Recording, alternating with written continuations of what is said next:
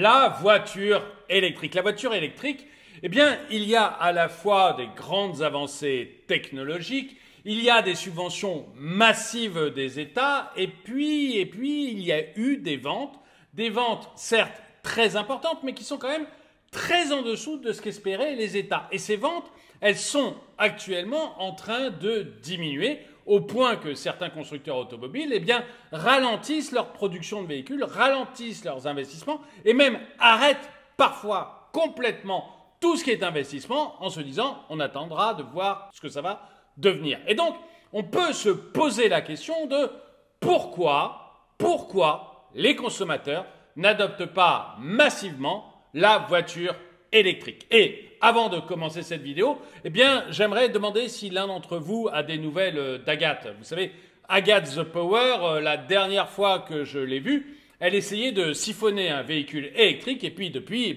elle est à l'hôpital. Bonjour et bienvenue dans cette nouvelle vidéo de Draw My Economy. Comme toujours, si vous n'êtes pas abonné, eh bien, je vous suggère de le faire et de cliquer sur la cloche pour être prévenu lorsque je sors une nouvelle vidéo. Donc, on ne peut pas nier que le véhicule électrique a eu quelques succès. Par exemple, j'ai un ami qui est dans les véhicules électriques, Renault. Renault, ça roule bien. Il a développé toute une gamme de voitures électriques et a réussi à les vendre. Il en a vendu beaucoup, notamment aux écologistes, comme par exemple Marie. Marie Roina, elle adore le véhicule électrique. Pour elle, on peut dire que c'est sa came. Et puis avec les aides d'État, eh bien, de plus en plus de personnes se sont intéressées aux véhicules électriques. Il y a eu de plus en plus d'acheteurs. Seulement, voilà, on est arrivé aujourd'hui à 20% des véhicules vendus en France qui sont des véhicules électriques. Ce chiffre vous paraît peut-être gigantesque, mais en fait, il est en trompe-l'œil. D'abord, une bonne partie de ces véhicules, ce sont des Tesla modèle M3 relookés. Des Tesla, en fait, qui ont rencontré leur marché. Et la deuxième chose qui fausse un peu ce chiffre des 20%, eh bien, c'est que les aides d'État pour l'achat de véhicules électriques vont changer en 2024. Il y a toute une série de véhicules, notamment des véhicules pas chers, qui ne seront plus aidés en 2024. Du coup, eh bien, les acheteurs qui voulaient ces véhicules se sont pressés de les acheter en 2023, ce qui fait qu'on a une remontée des ventes de véhicules électriques en 2023 en France. Seulement, si on regarde l'ensemble du marché européen, eh bien, on se rend compte que les résultats sont pas si bons que ça. On est très en dessous de ce que l'on voulait vendre en véhicules électriques, à tel point que ça crée des problèmes à des grands groupes comme Volkswagen ou Stellantis, en tout cas pour sa marque Fiat. Sur les 9 premiers mois de l'année, les ventes de véhicules électriques représentent 14% des ventes en Europe et c'est très en dessous de ce que nos dirigeants espéraient. Bref, on a des ventes très en dessous de ce que les dirigeants espéraient et puis on a des grands constructeurs comme Fiat ou comme Volkswagen qui se retrouvent en difficulté. Le résultat en Europe, eh bien, c'est tout simplement une baisse des investissements et un arrêt de certaines chaînes de production de véhicules électriques. Et ça fait pas du tout le jeu de mon ami Renault qui se retrouve en difficulté sur la voiture électrique. Et pourtant, il avait un pack merveilleux. Il vous vendait la voiture électrique, sa rallonge et son groupe électrogène.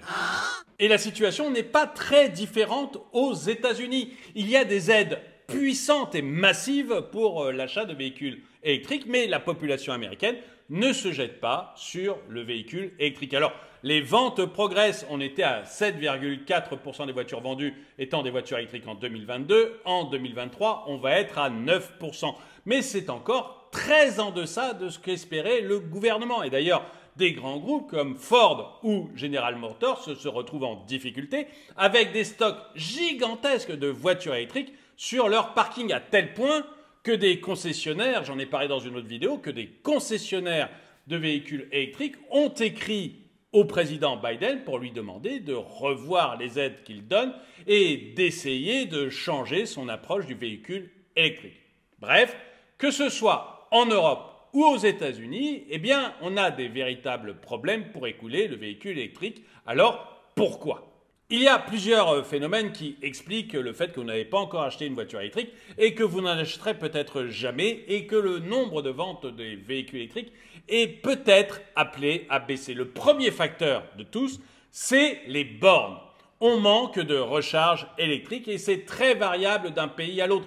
Vous avez des pays où vous avez énormément de bornes, comme en Espagne, seulement voilà, on a oublié de raccorder les bornes au secteur, donc vous n'avez pas d'électricité dans les bornes. C'est merveilleux, dans les bornes de recharge. Vous avez des pays qui sont gigantesques comme les États-Unis et où en fait vous avez tellement de kilomètres à parcourir qu'un véhicule électrique ce n'est pas possible. On ne peut pas mettre suffisamment de bornes. Et puis vous avez des pays comme la France où on essaye d'en mettre le plus possible mais où on n'a pas encore réussi à le faire. Et pourtant, beaucoup font de leur mieux. Je pense à un de mes amis, Paul, vous savez, Pollution.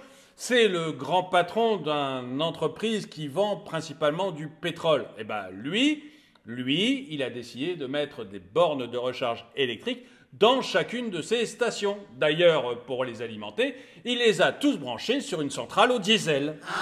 Bref, on a un véritable problème de bornes électriques, mais on a aussi le problème de pouvoir les recharger là où on est.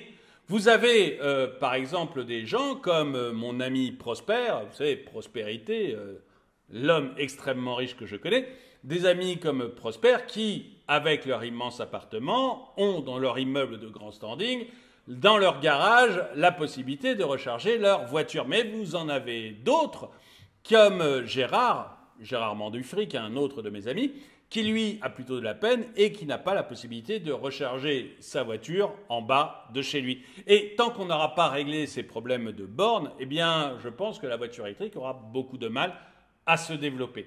Et d'ailleurs, ce problème entre Prosper et Gérard dont je viens de vous parler, eh bien, on le voit dans une étude qui a été menée par la BNP Paribas. BNP Paribas, l'étude, vous l'avez, il y a un lien dans la description, hein, donc vous cliquez. BNP Paribas a montré que ceux qui avaient déjà la voiture électrique, les premiers à en avoir acheté, eh c'est ceux qui appartiennent aux premiers déciles, ceux qui gagnent le plus, les 10% des Français qui gagnent le plus, donc les ménages vraiment aisés, voire riches, se sont mis majoritairement, enfin c'est surtout eux qui se sont mis à la voiture électrique, mais plus on descend dans les déciles, moins on gagne d'argent et moins on a de voitures électriques. Il y a une véritable fracture sociale qui se fait sur la voiture électrique. Et d'ailleurs, l'un des autres gros problèmes du véhicule électrique pour se populariser, c'est son prix. Parce que bien qu'il y ait énormément d'aides d'État, bien qu'on mette toujours plus d'argent dans la voiture électrique, de l'argent, entre guillemets, qu'on vient prendre dans vos popoches, mais bien qu'on mette toujours plus de sous-sous de vos popoches dans la voiture électrique, eh bien, les prix restent prohibitifs. Et des gens comme Gérard Mandufric n'ont pas les moyens d'en acheter, même si on voit que des entreprises comme Tesla, par exemple, essayent de faire des efforts pour rendre certains de leurs véhicules de plus en plus abordables. Mais même si nos amis politiques faisaient encore plus d'efforts, vous donnez encore plus de fric, et encore une fois, ce n'est pas de l'argent qu'ils vous donnent, c'est de l'argent qu'ils prennent dans vos poches pour après faire semblant de vous le donner pour acheter une voiture électrique. Même si nos amis politiques mettaient encore plus d'argent sur la table, eh bien, ça ne veut pas dire que la voiture électrique se développerait davantage. Parce qu'en fait, il y a probablement un problème dans le rapport qualité-prix de la voiture électrique. D'ailleurs, on voit que la voiture électrique qui se vend le plus, c'est surtout les Tesla. Pourquoi ? Parce que Tesla a un rapport qualité-prix qui semble valable pour les acheteurs. Mais si on prend l'exemple de la Chine où il y a des aides gigantesques pour acheter des voitures électriques qui sont généralement des voitures électriques pas chères déjà au départ, eh bien la Chine, qui aide énormément les gens pour acheter des voitures qui déjà ne sont pas chères au départ, la Chine a du mal aujourd'hui à vendre des voitures électriques à sa population. Les ventes en Chine, même si elles sont importantes, 24% des véhicules vendus sont des véhicules électriques, eh bien, plafonnent. Alors, qu'est-ce que va devenir le véhicule électrique ? Eh bien, je vais vous donner mon avis qui est très personnel et vous pouvez bien sûr me dire le contraire dans les commentaires de cette vidéo. À mon avis, les ventes de véhicules électriques vont commencer à plafonner.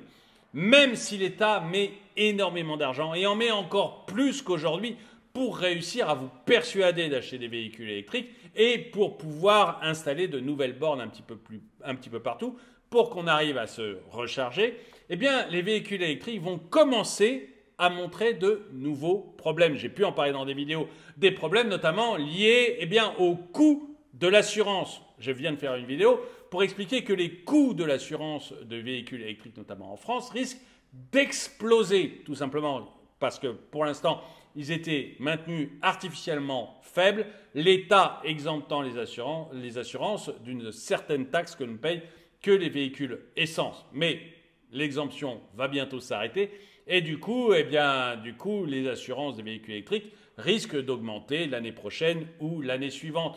Les coûts également liés aux réparations des véhicules électriques font que les assurances vont être obligées d'augmenter tout simplement les primes d'assurance et pas de manière légère. On parle d'augmentations qui vont aller jusqu'à 50% des primes d'assurance.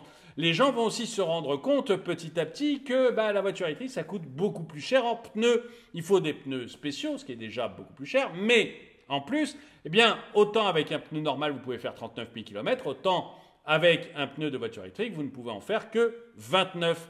Pourquoi? Parce que le poids de la voiture est beaucoup plus important et donc les pneus s'usent beaucoup plus vite. On va aussi s'apercevoir qu'à chaque fois qu'on doit passer à la réparation, ça coûte beaucoup plus cher qu'une voiture normale parce que les pièces, tout simplement, sont beaucoup plus chères, comme je vous le disais tout à l'heure, pour l'assurance. Bref, et puis, on va avoir aussi les difficultés liées tout simplement au prix de l'électricité. Parce que progressivement, dès l'année prochaine, les prix de l'électricité vont augmenter. Et on va aussi avoir certains États qui vont commencer à trouver que ce serait pas mal de taxer par exemple les bornes électriques. On voit déjà ça en Belgique ou en Suisse. Ou alors de taxer les voitures électriques au kilomètre. On voit ça, il me semble, en Australie. Et petit à petit, ce genre d'habitude va venir.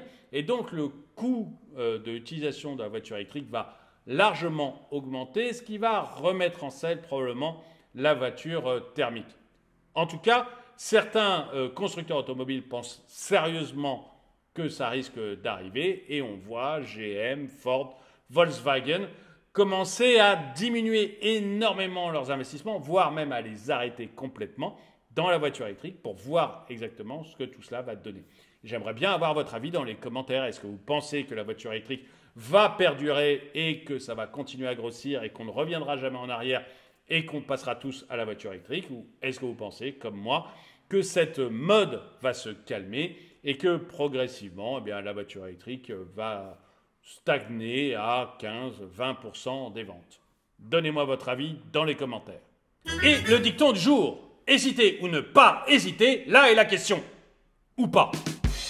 Merci d'avoir regardé cette vidéo, mettez-lui un pouce vers le haut, commentez-la, partagez-la. Merci à tous ceux qui soutiennent la chaîne et moi je vous dis à très bientôt.